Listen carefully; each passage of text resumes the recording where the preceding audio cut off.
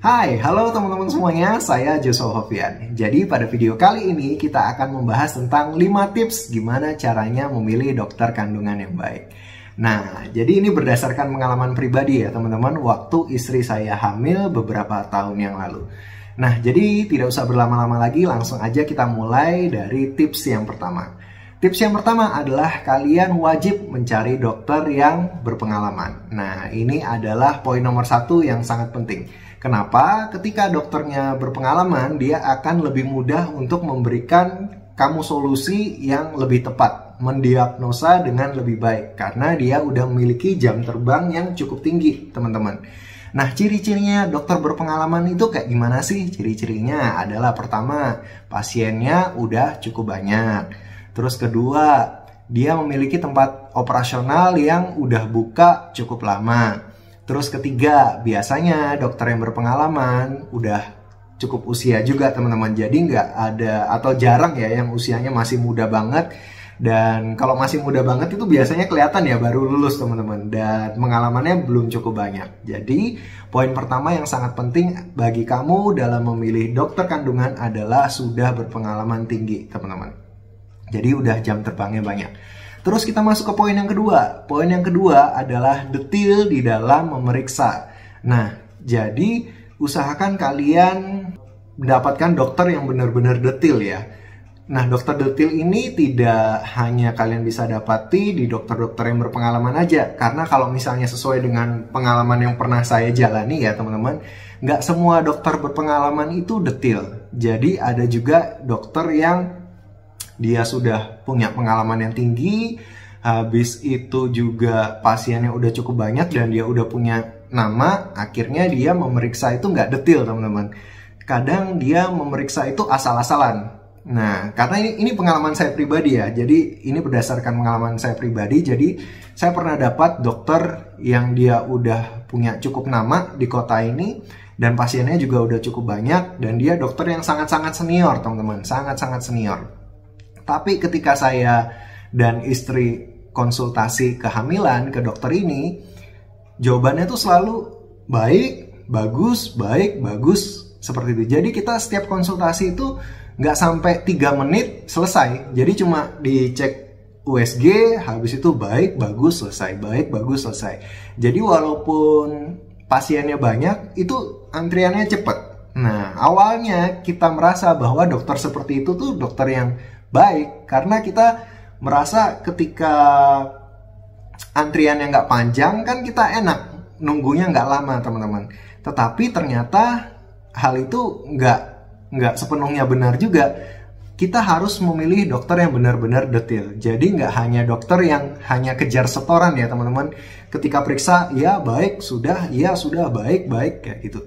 Tapi kita harus ngecek dokter yang benar-benar teliti. Jadi dokter yang ngecek kita benar-benar dia dilihat, habis itu ngasih solusi, ngasih saran yang baik kepada kita. Apapun hal-hal yang kecil yang bisa berpotensi berbahaya kepada janin, itu dokter harus tahu. Orang yang tahu pertama, dengan pengalamannya dia harus memberikan solusi kepada kita. Jadi carilah dokter yang detail. Jangan cuma cari dokter yang cepat, konsultasinya cepat. Nah, jadi jangan sampai kalian mengulangi kesalahan yang sama dengan saya.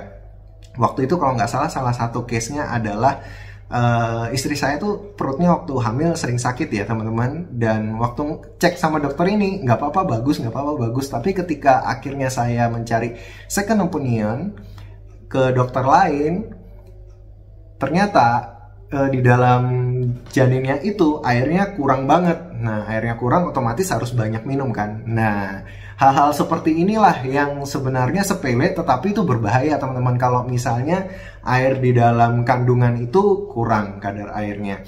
Nah, jadi usahakan kalian bisa mendapatkan dokter yang detail. Kalau misalnya kalian ragu dengan dokter kalian saat ini, usahakan kalian cari second opinion. Cari dokter yang berbeda tuh nggak masalah teman-teman. Untuk kalian bisa membandingkan, oh ternyata dokter ini lebih enak ya atau lebih detail ya. Jadi gitu ya teman-teman, jangan takut untuk mencari second opinion ke dokter-dokter yang lain. Kita masuk ke poin yang ketiga. Poin ketiga adalah dokter yang cerewet. Nah, jadi ini lanjutan dari poin yang kedua tadi. Ketika kalian mencari dokter, usahakan kalian jangan hanya mencari dokter yang menyenangkan telinga aja, teman-teman. Jadi menyenangkan telinga, bagus, iya, nggak apa-apa, bayinya sehat, iya, nggak apa-apa, oke. Nah, kayak gitu-gitu. Tapi usahakan ada dokter yang benar-benar care kepada kalian. Nah, carilah dokter yang cerewet. Cerewet itu maksudnya banyak memberikan masukan kepada kalian, teman-teman. Jadi nggak hanya dokter yang enak didengar doang, tetapi memang dokter yang bisa ngasih masukan. Karena cerewet itu adalah tanda peduli kepada kalian, teman-teman. Dan cerewetnya dokter itu biasanya dia akan ngasih masukan. Ngasih masukan, habis itu ngelihat dari pengalaman dia, ini harusnya gini. Terus dia juga harus berani marahin pasiennya, teman-teman. Kalau misalnya memang pasiennya salah, contohnya kurang minum air, atau terlalu capek, atau misalnya ada makanan-makanan yang tidak boleh terus dilanggar. Nah, seperti itu kan akan ada dokter yang biasanya cerewet untuk mengasih masukan. Karena tujuannya apa? Tujuannya buat kebaikan bayi kalian juga, teman-teman. Jadi usahakan cari dokter yang cerewet, jangan cari dokter yang iya aja, apa aja diokein aja, tapi ternyata di belakang menjadi masalah. Nah, kalian harus bertahan tuh selama 9 bulan, nggak apa-apa dapat dokter yang cerewet, yang penting bayinya sehat, teman-teman. Dan yang penting jangan gampang sakit hati. Ingat, kalau misalnya dokter cerewet itu tujuannya supaya bayi kalian sehat. Jadi carilah dokter yang cerewet. Ini saran saya pribadi ya. Nah, lanjut lagi ke poin yang keempat. Usahakan cari dokter yang tempat prakteknya sesuai dengan rumah sakit yang kalian inginkan. Nah, biasanya kan nggak hanya faktor ini ya, dokter kandungan itu nggak hanya faktor dari dokternya saja yang enak, tetapi layanan di rumah sakitnya juga penting ketika nanti sang ibu melahirkan. Nah, kalian sudah harus prepare nih, nanti ketika si ibu ini melahirkan, pinginnya di rumah sakit mana nih? Nah, ketika kalian sudah menemukan rumah sakit yang menurut kalian cocok dari segi pelayanan, habis itu dari segi administrasi, terus juga dari segi birokrasi, dan mungkin kalau misalnya kalian pengguna BPJS, apa di sana itu bisa pakai BPJS, di cover BPJS. Nah, itu penting, teman-teman. Jadi, kalian cek dulu rumah sakitnya mana, habis itu kalian sesuaikan dengan dokternya.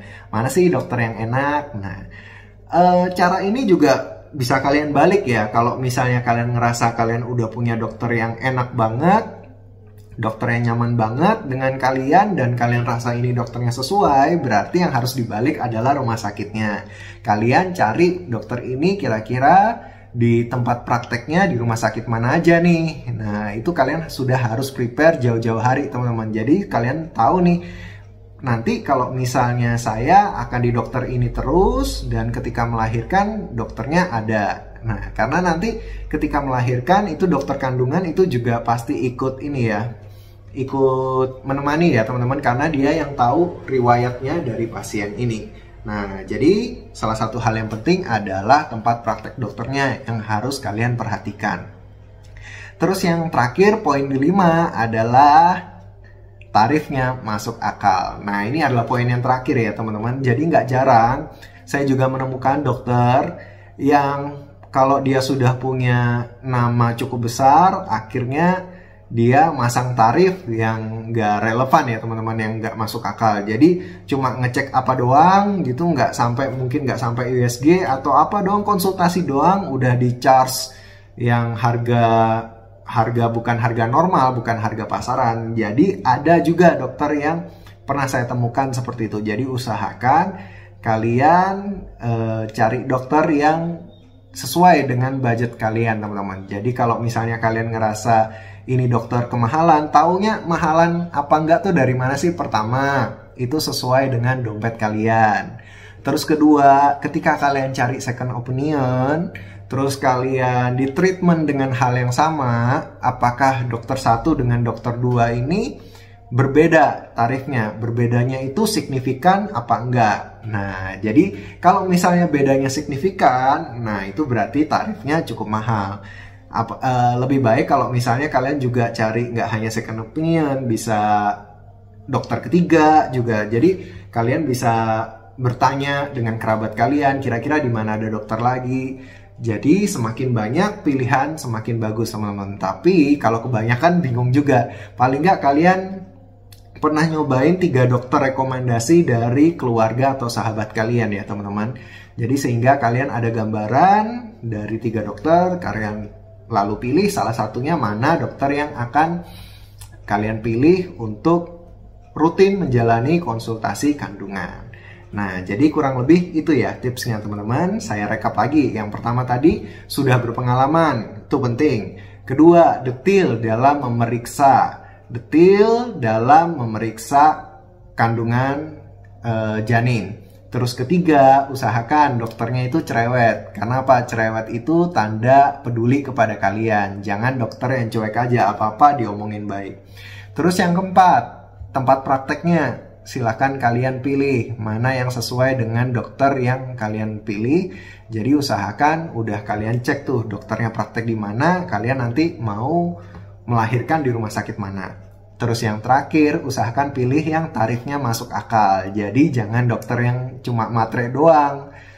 Wah, mentang-mentang dia mungkin udah punya nama, tapi kan namanya skill orang bisa aja kalau misalnya pasiennya banyak, terus dia lalai, ya bisa aja teman-teman. Jadi usahakan cari dokter tuh nggak hanya yang berpengalaman, tapi juga yang tarifnya relevan, sesuai dengan pasaran dan sesuai dengan budget kalian juga. Nah, jadi itu kurang lebih 5 tips dari saya gimana caranya memilih dokter kandungan yang baik. Kalau misalnya kalian punya pendapat yang lain, silakan kalian bisa tuliskan di kolom komentar.